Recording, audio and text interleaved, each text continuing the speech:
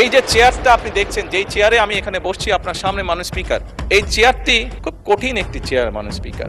যে নিজের দোষ খুঁজে বেড়ায় যে আমি কোন ভুল করেছি, তখন মানুষটি নিজের ভুলের দিকে তাকায়, তখনই তার সংশোধনের রাস্তাটা খোলা হয়ে যায়। এদিকে আজকের সংসদ অধিবেশনে তারেক রহমান নিজের সকল দোষ স্বীকার করেছে। এই নিয়ে জামাতে আমিরও অ্যাকশন নিয়েছে সংসদ অধিবেশনে। সংসদের বাহিরে তারেক রহমানের খারাপ অবস্থা হয়েছে আজকে শুক্রবার সকালে। আমাদের একটা তাগাদা ছিল যে এরা সংস্কারের বাহানায় যদি নির্বাচনটা না হতে দেয়, সেজন্য আমরা সবকিছুতে আপোষ করে জুলাই জাতীয় সনদেও স্বাক্ষর করেছি। ঐকমত্য কমিশনের, জাতীয় ঐকমত্য কমিশনের প্রথম দিকের তখন সবাই নোট অফ ডিসেন্ট সহ এইভাবে ঐকমত্য হলেন যে দুইটা বিষয়ে সবাই একমত। মাননীয় স্পিকার, আরেকজন সদস্য যে প্রেসিডেন্টকে নিয়ে যে অনেকগুলো উক্তি করেছেন, প্রেসিডেন্টের প্রতি আমার কোনো ভালোবাসা আছে আমি বলতে পারবো না, কিন্তু president is an institution. Doctor Asif নজরুলরা মুখ খুলতে বাধ্য হচ্ছে। জাস্ট স্টার্ট হয়ে গেছে, ঘটনা শুরু হয়ে গেছে। বিএনপি এবার মজা বুঝবে, কত ধানে কত চাল বিএনপি টের পাবে। মাঝে মাঝে আসিফ নজরুল মুখ খুলেন, জাস্ট ট্রেলার দেখাচ্ছেন। মাঝে মাঝে মোস্তফা সরোয়ার ফারুকী। সবাই প্রশংসা করতে হবে কেন? প্রশংসা করার জন্য তো লোক আছেই, সংসদেই আছে। এই যে আন্দালিব পার্থ প্রচুর প্রশংসা করে আপনাদের। আবার দেখলাম ওই যে ভিপি নূর, উনি তো আবার উপমা দিতে গিয়া একটা সূরা বলছে। সংসদ অধিবেশনে প্রত্যেকটা এমপি বিস্ফোরকমূলক মন্তব্য করে। আর আজকে দেখতে পারি তারেক রহমানের বক্তব্যকে কেন্দ্র করে সারা দেশের মধ্যে একটা ঝামেলা তৈরি হয় এবং তারেক রহমান তার বক্তব্যের মাধ্যমে সকল দোষ স্বীকার করে সংসদ অধিবেশনে। আপনারা এই সম্পূর্ণ ভিডিওতে দেখতে পারবেন তারেক রহমান যা যা বলেছে এবং তারেক রহমানের বক্তব্যকে কেন্দ্র করে যেই ঝামেলাটা আজকে শুক্রবারের সকালে হয়েছে সেইটাও দেখতে পারবেন। আসুন দর্শক শ্রোতা, আমরা কথা বাড়াচ্ছি না, আমরা সরাসরি ভিডিওর মূল আলোচনায় চলে যাচ্ছি। এরই মধ্যে কয়েকটা ইম্পর্টেন্ট ক্লিপ দেখাবো, যেই ক্লিপগুলো দেখলে আপনারা অবাক হতে বাধ্য হবেন। এই যে চেয়ারটা আপনি দেখছেন, যেই চেয়ারে আমি এখানে বসছি আপনার সামনে মাননীয় স্পিকার, এই চেয়ারটি খুব কঠিন একটি চেয়ার মাননীয় স্পিকার। এই চেয়ারটি দেখলে মনে হয় বসতে খুব আরাম, আসলে মাননীয় স্পিকার মোটেও আরামের না।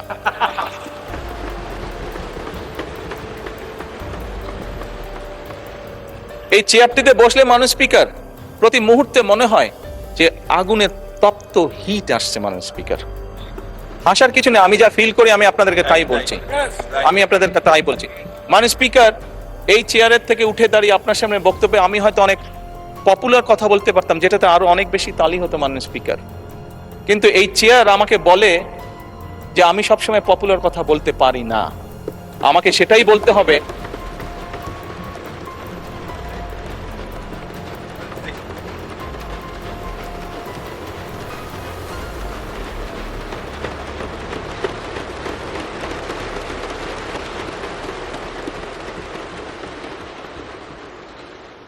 মাননীয় স্পিকার, একজন রাজনীতিবিদ হিসাবে আমারও তো ইচ্ছা করে পপুলার কথা বলতে, যাতে জোরে জোরে তালি পায়, কিন্তু এই চেয়ার প্রতি মুহূর্তে আমাকে স্মরণ করে দেয়, no, you have to take the right decision, not the popular decision.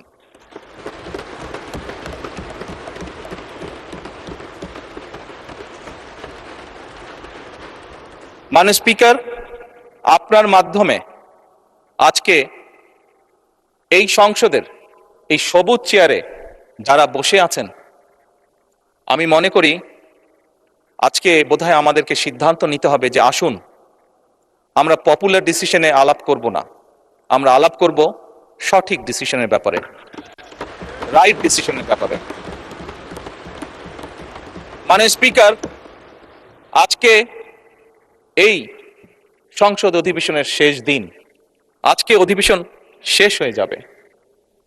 আমার সংসদ নেতা হিসেবে আমার দলের সদস্যদের কাছে, বিরোধী দলীয় বন্ধুদের কাছে, সহকর্মীদের কাছে, সদস্যদের কাছে আমার অনুরোধ থাকবে যে আসুন আগামী অধিবেশন যেটি শুরু হবে সেখানে আমরা আলোচনা করব আমরা কত দ্রুত দেশে বিদ্যুতের সমস্যার সমাধান করতে পারি। মাননীয় স্পিকার, আমরা আলাপ করতে চাই, আমি আলাপ করতে চাই আগামী সংসদে কত দ্রুত আমরা কত বেশি সংখ্যক মানুষের কর্মসংস্থান, দেশেই হোক বিদেশি হোক, তৈরি করতে পারি। মাননীয় স্পিকার, এই সংসদে দাঁড়িয়ে আমি আলাপ করতে চাই যে আমাদের শিক্ষা প্রতিষ্ঠান, আমাদের হাসপাতালগুলোতে কত দ্রুত শিক্ষা এবং চিকিৎসা সুবিধা আমরা পৌঁছে দিতে পারি।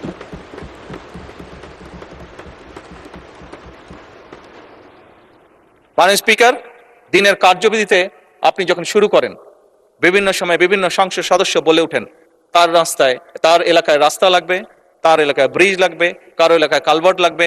স্বয়ং বিরোধী দলীয় নেতা ওনার এলাকার সমস্যার কথা বলেছেন। মাননীয় স্পিকার, আমরা যদি দেশের পরিস্থিতি স্থিতিশীল রাখতে না পারি, দেশে আমরা যদি অর্থনৈতিকভাবে শক্তিশালী করতে না পারি, মাননীয় স্পিকার, বর্তমান প্রেক্ষাপটে যেখানে 30 লক্ষ কোটি টাকার ঋণ নিয়ে এই সংসদ দেশ পরিচালনা শুরু করেছে, সেই দেশকে আমরা এগিয়ে নিতে পারবো না। আমরা যদি একটি স্টেবল গভর্নমেন্ট রাখি, আমরা যদি একটি স্টেবল পার্লামেন্ট এনশিওর করতে না পারি, মাননীয় স্পিকার, আমরা কোনোভাবেই এই দেশকে সামনে নিয়ে যেতে পারবো না। মাননীয় স্পিকার, এই দেশকে যদি সামনে নিতে হয় তাহলে অবশ্যই আমাদের উভয় পক্ষকে একসাথে কাজ করতে হবে। হ্যাঁ, বাংলাদেশে আইটি শিল্পের বিকাশ কিভাবে হবে এ ব্যাপারে হয়তো আমাদের মধ্যে ডিবেট হতে পারে, এ ব্যাপারে আমাদের মধ্যে দ্বিমত থাকতে পারে, কিন্তু বাংলাদেশের আইটি শিল্পের বহিঃপ্রকাশ হতে হবে, এ ব্যাপারে আমাদের মধ্যে নিশ্চয়ই কোনো ডিবেট নেই। মাননীয় স্পিকার, সেজন্যই আসুন আজকে আমরা সিদ্ধান্ত গ্রহণ করি যে আমাদের আলোচনার বিষয়বস্তু হবে এই দেশের মানুষের ভাগ্যের পরিবর্তন। আমাদের আলোচনার বিষয়বস্তু হবে মাননীয় স্পিকার, আমাদের আলোচনার বিষয়বস্তু হবে যে আমরা অন্য দেশের উদাহরণ দেব না, বরং আমাদের দেশকে আমরা সামনে এগিয়ে নিয়ে যাব। মাননীয় স্পিকার, 1971 সালে এই দেশ যখন স্বাধীন হয়েছে, এই মুহূর্তে আমরা বিভিন্ন বিবেচনায় আমাদের দেশকে যদি স্ট্যান্ডার্ডে ধরি, আমাদের মতন অনেকগুলো দেশ ছিল যারা হয়তো 1972-73 সালে স্বাধীন হয়েছে, তারা আমাদের থেকে এগিয়ে গিয়েছে। মাননীয় স্পিকার, আমরা পারিনি কেন? বিকজ বিভিন্নভাবে এই দেশকে, একটু আগেই যেটা বলেছি মাননীয় স্পিকার, বাধাগ্রস্ত করা হয়েছে গণতন্ত্রকে। মাননীয় স্পিকার, গণতন্ত্র বাধাগ্রস্ত যদি হয়, গণতন্ত্র প্রতিবার বাধাগ্রস্ত হলে অর্থনীতি, শিক্ষা, স্বাস্থ্য সবকিছু বাধাগ্রস্ত হবে। কাজেই মাননীয় স্পিকার, আপনার মাধ্যমে আমি বিরোধী দলীয় সহকর্মীদের কাছে আহ্বান জানাতে চাই, আসুন আমরা ডিবেট করব, আমরা বিতর্ক করব, আমরা আলাপ করব, আমরা আলোচনা করব, আমরা বসবো, কথা বলবো। দীর্ঘ সময় ধরে চলমান এই অধিবেশন নিশ্চয়ই আমরা সবাই বিপুল প্রত্যাশা নিয়ে এবং দায়িত্ববোধ নিয়ে এখানে আমরা অংশগ্রহণ করেছি। আমি সরকারি দল, বিরোধী দল এই দীর্ঘ সময় ধৈর্য ধরে আগ্রহ ভরে অধিবেশনকে সফল করার জন্য আমি অভিনন্দন জানাই, এবং সেই সাথে অত্যন্ত খোলামেলাভাবে সবাই সবার মত ব্যক্ত করার ন্যূনতম সুযোগ পেয়েছেন, এই জন্য আমি আল্লাহ তাআলার শুকরিয়া আদায় করি। মাননীয় স্পিকার, আমি গভীর শ্রদ্ধার সাথে স্মরণ করব আমার সম্মানিত কৃষক পিতা, যিনি অতি সাধারণ গ্রামের একজন অতি সাধারণ কৃষক ছিলেন। আমি সোনার চামচ এবং রূপার কাঠি হাতে নিয়ে জন্ম নেইনি। আমি এমন একটি জায়গায় জন্মগ্রহণ করেছিলাম যেখানে আমি অভুক্ত মানুষের সংগ্রাম দেখেছি। আমি দেখেছি 2টা মাস আসলে মানুষের মধ্যে দারুণ হাহাকার, একটা চৈত্র মাস আর একটা কার্তিক মাস। তখন বাংলা মাসেরই চর্চা হতো, এখন তো আমরা সবাই ইংলিশ হয়ে গেছি, এবং এই অধিবেশনে হয়ে আসছে দেখলাম যে আমরা উর্দু হয়ে গেছি। অধিবেশনের সুবাদে বিশেষ করে সরকারি দলের বন্ধুদের কাছ থেকে বুঝে না বুঝে উর্দু শুনে কিছুটা হলেও শেখার চেষ্টা করেছি, ধন্যবাদ তাদেরকে।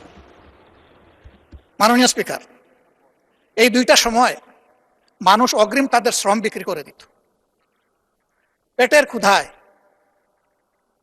ধান কাটার মৌসুমে একজন মানুষ যদি তখন 12 টাকা বেতনে কাজ করত, তাহলে অগ্রিম হিসাবে 5 টাকা বেতনেই পেটের ক্ষুধার কারণে তার শ্রম বিক্রি করে দিত। আলহামদুলিল্লাহ, বাংলাদেশ হাঁটি হাঁটি পা পা করে আজকে সেই অবস্থা থেকে উত্তরণ হয়েছে।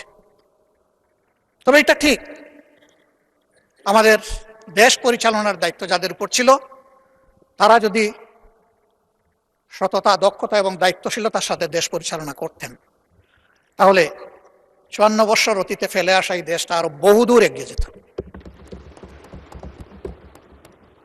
এই জন্য ক্ষমতায় যখন কেউ থাকেন তখন তিনি অনেকটা ফিরিস্তার মতো অভিনয় করেন। অন্যদের শুধু দোষ দেখেন, দুর্নীতি দেখেন, অতীতের সব দুর্নীতি দেখেন। ওই মনে পড়ে গেল একজন ডক্টর আসিফ নজরুলরা মুখ খুলতে বাধ্য হচ্ছেন। জাস্ট স্টার্ট হয়ে গেছে, ঘটনা শুরু হয়ে গেছে। বিএনপি এবার মজা বুঝবে, কত ধানে কত চাল বিএনপি টের পাবে। মাঝে মাঝে আসিফ নজরুল মুখ খুলেন, জাস্ট ট্রেলার দেখাচ্ছেন। মাঝে মাঝে মোস্তফা সরোয়ার ফারুকী, এমনকি সামনে ইউনূসও মুখ খুলবেন। এতে বিএনপির গমন ফাঁস হয়ে যাবে। বিএনপি হয় ইউনূস সরকারের সাথে তাদের যে কমিটমেন্ট সেটা রক্ষা করবে, নইলে বিএনপির ক্ষমতা নিয়ে টানাটানি বেঁচে যাবে। দর্শক, বিএনপি পড়েছে ডিলেমায়, উভয় সংকটে। একদিকে ইউনূস সরকারের সাথে একটা আন্ডারস্ট্যান্ডিং করে মেটিকুলাস ডিজাইন কারচুপি নির্বাচন করে বিএনপি ক্ষমতা এসেছে। মার্কিন ইন্ডিয়ান ডিপ স্টেট বিএনপিকে ক্ষমতা এনেছে, এটা একটা দিক। আর একটা দিক হচ্ছে যে আওয়ামী লীগের লোকজন বিএনপিকে ভোট দিয়েছে, যার ফলে আওয়ামী লীগ বা আওয়ামী লীগ পন্থী সেই বসুন্ধরা থেকে শুরু করে এস আলম সবার প্রত্যাশা, এবং তারা অনেক হেল্প করেছে বিএনপিকে। এস আলম, এই যে এস আলম, বসুন্ধরা, এগুলো সব এখন বিএনপির দখলে। তারা সবাই বিএনপিকে হেল্প করেছে এবং তারা সবাই টাকা পয়সা দিয়েছে, এবং তাদের যে ব্যবসা প্রতিষ্ঠানগুলো এগুলো মূলত বিএনপি দেখভাল করছে। বসুন্ধরার যে মিডিয়াগুলো এগুলো সব বিএনপি সাংবাদিকদের দখলে আছে। এস আলম বিষয়ক সম্পাদক তো সালাউদ্দিন আহমেদ নিজেই, স্বরাষ্ট্রমন্ত্রী নিজেই এস আলমের ওয়ান অফ দি ক্যাশিয়ার্স। তো এই জায়গায় তাদের একটা প্রত্যাশা যে বিএনপি ক্ষমতা এসেছে, এখন তো আমাদের সুদিন।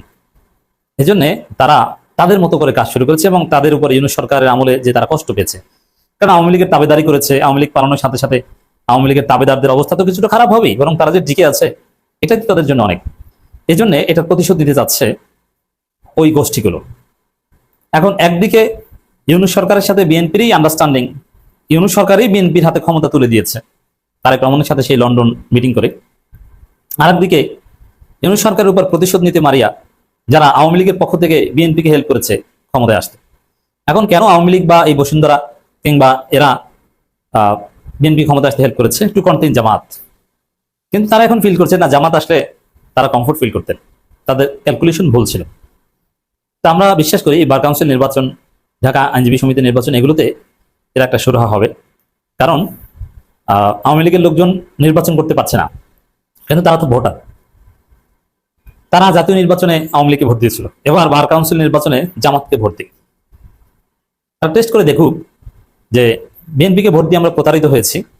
আইনজীবী সমিতি নির্বাচন এটা দলীয় ব্যানারে নয়, সেখানে আওয়ামী লীগপন্থীরা নির্বাচন করতে পারবে না, এটা একটা অন্যায়। এখানে যারা তালিকাভুক্ত আইনজীবী, তার বার কাউন্সিল সনদ থাকলেই তারা নির্বাচন করতে পারবে, এটাই হওয়া উচিত। এবং এইখানে সরাসরি দলীয় পরিচয় না, নৌকা প্রতীকে নির্বাচন হচ্ছে না, অতএব বার কাউন্সিল নির্বাচন করতে পারবে না আওয়ামী লীগপন্থী আইনজীবীরা, এটা একটা মহাজুলুম, অগণতান্ত্রিক। তো বিএনপি এই কাজ করেছে, যার ফলে আওয়ামীপন্থী আইনজীবীদের উচিত জামাতকে ভোট দিয়ে জিতিয়ে দেওয়া। তারপরে জামাত হয়তো এই সব জায়গায় রাজনীতি তারা ঢুকাবে না। দর্শক, কোনো আইনজীবী যদি সরাসরি আওয়ামী লীগের অপকর্মের সাথে জড়িত হয়ে থাকে, তাকে গ্রেপ্তার করা হবে, তার বিরুদ্ধে মামলা হবে, বা হয়েছে। অনেক আইনজীবী জেলে আছে, যেমন ব্যারিস্টার সুমনরা জেলে আছেন, কিন্তু যারা কোর্টে আসছেন, হিয়ারিং করছেন, তারা কেন নির্বাচন করতে পারবে না? এটা ভয়াবহ অন্যায়। যাই হোক দর্শক, এখানে এখন যে ক্রাইসিসটা তৈরি হয়েছে, যে একদিকে বিএনপি সরকারের সাথে ইউনূস সরকারের আন্ডারস্ট্যান্ডিং, এবং সেই আন্ডারস্ট্যান্ডিং এর মধ্যে একটা হচ্ছে যে ইউনূস সরকার, আমরা বিএনপি তোমাদেরকে ক্ষমতা দিচ্ছি, তোমরা এট এনি কস্ট আমাদেরকে রক্ষা করবো, কারণ আমরা ক্ষমতা ছাড়ার পর আমাদেরকে নানানভাবে ইরিটেট করা হবে। অতএব ভয়াবহ প্রতিশোধ স্পৃহা ইউনূস সরকারের উপর আওয়ামীপন্থীদের আছে এবং থাকবে, কারণ আওয়ামী লীগের কবর এবং জানাজা ইউনূস সরকারের হাত ধরে হয়েছিল। অতএব অন্তর্বর্তীকালীন সরকারের উপদেষ্টাদের নিরাপত্তা বিএনপি নিশ্চিত করবে, এটা চুক্তির মধ্যে ছিল, বিএনপিকে ক্ষমতা এনে দেওয়ার চুক্তির মধ্যে ছিল। কিন্তু দেখা যাচ্ছে বিএনপির শক্তিতে বলিয়ান হয়ে আওয়ামীপন্থী মিডিয়াগুলো অন্তর্বর্তী সরকারের উপদেষ্টাদের চরিত্র হনন করছে, আওয়ামী স্টাইলে, ভারতীয় স্টাইলে। আসিফ নজরুল, মোস্তফা সরোয়ার ফারুকী বিরুদ্ধে মুখ খুলতে বাধ্য হচ্ছে। এখন অবস্থা এমন দাঁড়িয়েছে যে আসিফ নজরুল, মোস্তফা সরোয়ার ফারুকী এদের বিরুদ্ধে এই আওয়ামীপন্থী বিএনপি মিডিয়াগুলোর ষড়যন্ত্র যদি বন্ধ না হয়, এক পর্যায়ে কিভাবে বিএনপিকে ক্ষমতা দিয়েছে ইউনূস সরকার, বিএনপি কোথায় কি করেছে, কোন গোপন চুক্তি কোন জায়গায় বসে কি হয়েছে, সবগুলো আসিফ নজরুল্লাহ বলে দিতে পারেন, এবং বিএনপিকে ভয় দেখাবেন আসিফ নজরুল্লাহ। যে বিএনপি সরকার তোমরা আমাদেরকে এভাবে হয়রানি করা বন্ধ করো, যদি বন্ধ না করো তাহলে তোমার দর্শক আপনারা তো দেখলেন এখানে কি কথা হচ্ছে, অনেকেই কিন্তু অনেক কথা বলতেছে, অনেকে আলোচনা করতেছে, অনেকে সমালোচনা করতেছে দেশের বিভিন্ন অবস্থা এবং পরিস্থিতি নিয়ে।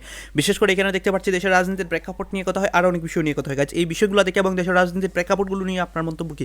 আপনার গুরুত্বপূর্ণ মন্তব্যটা অবশ্যই আপনারা আমাদের কমেন্ট বক্সে লিখে যাবেন। সর্বশেষ আপনাদের কাছে আমাদের একটা রিকোয়েস্ট থাকবে, আপনারা আমাদের চ্যানেলে নতুন দর্শক হয়ে থাকলে চ্যানেলটি সাবস্ক্রাইব করবেন এবং পাশে থাকা বেল বাটনটিও যাবেন যাতে করে নেক্সট ভিডিওটা সবার আগে আপনাদের কাছে পৌঁছে যায়। ধন্যবাদ।